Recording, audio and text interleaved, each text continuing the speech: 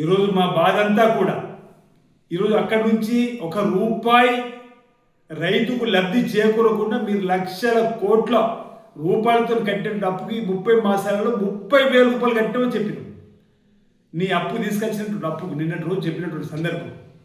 మా తపనంతా ఆ బ్యారేజ్ని ఏ విధంగా ఉపయోగం తీసుకొని రావాలి, ఆ బ్యారేజ్ల ద్వారా సాగునీటిని ఏ విధంగా తీసుకురావాలని చెప్పేటువంటి ప్రయత్నం చేస్తుంటే ఫక్తు రాజకీయంగా మాట్లాడేటువంటి మాటలు రాజకీయమైన కోణంలో ఉన్నటువంటి ఆలోచనలు తప్ప మరొకటి మీకు కనిపిస్తలేదు. ఈరోజు రేవంత్ రెడ్డి గారి ఆలోచన, ఉత్తమ్ కుమార్ రెడ్డి గారి ఆలోచన, ఈరోజు ఎలినో సమస్య ఉంది. ఎలినో సమస్య ఉన్నటువంటి సందర్భంలో వర్షాలు రాకపోతే ఆ గోదావరి కూడా నీళ్ళు భవిష్యత్తు రాకపోవడానికి అవకాశం ఏర్పడుతుందని చెప్పనేటువంటి భయం ఉన్నటువంటి పరిస్థితులను ఎందుకు ఈ రాజకీయాలు ఉంటున్నాం. ఈరోజు మీరు మాట్లాడేటువంటి మాటలు సబబు కాదు. ఈరోజు తెలంగాణ రైతులందరూ కూడా గమనిస్తున్నారు.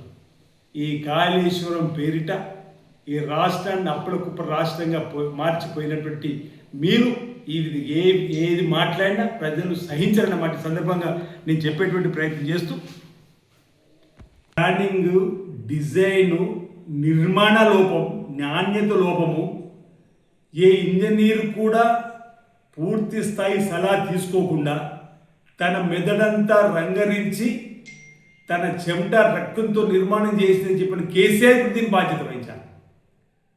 అందుకే మా ముఖ్యమంత్రి రేవంత్ రెడ్డి గారు అన్నట్టుగా తేదీ సమయం ఇవ్వండి, అసెంబ్లీలో రాష్ట్రం యావత్తు వింటుంది. నిజంగా మీరు చెప్పే సూచనలు సలహాల వల్ల ప్రజలకు రైతులకు మేలు జరుగుతుంది, ఆ కోణంలో పోతామని చెప్పిన సందర్భం. ఆ కోణం దాటివేసి ఈరోజు మీరు ఆ రోజు వ్యయం 36,000 కోట్లతో మేడిగడ్డ దగ్గర ప్రాజెక్టు నిర్మాణం పూర్తయిందని చెప్పనేటువంటి అంశం నుంచి 1,37,000 కోట్ల కాళేశ్వరం తీసుకుపోయిన రోజే మీ కమిషన్ల కక్కుర్తి ఏందో బయటపడ్డది. కాళేశ్వరాన్ని మీరు ఏటీఎంగా మార్చుకునే ప్రయత్నం చేసిందని చెప్పనేటువంటి కక్కుర్తి బయటపడ్డది. ఈరోజు మహారాష్ట్ర ఆనాటి ప్రభుత్వంతో కేసీఆర్ గారు ఒప్పందం జరుపుకున్నప్పుడు 148 మీటర్లకు సరే అని చెప్పి సంతకం పెట్టేటువంటి సందర్భం వాస్తవం కాదా అంటున్నా. ఒకవేళ 148 దగ్గర కాదు 152 కాబట్టి ఎందుకు 152 మీద పట్టి కూర్చోలో ఉంటున్నాం.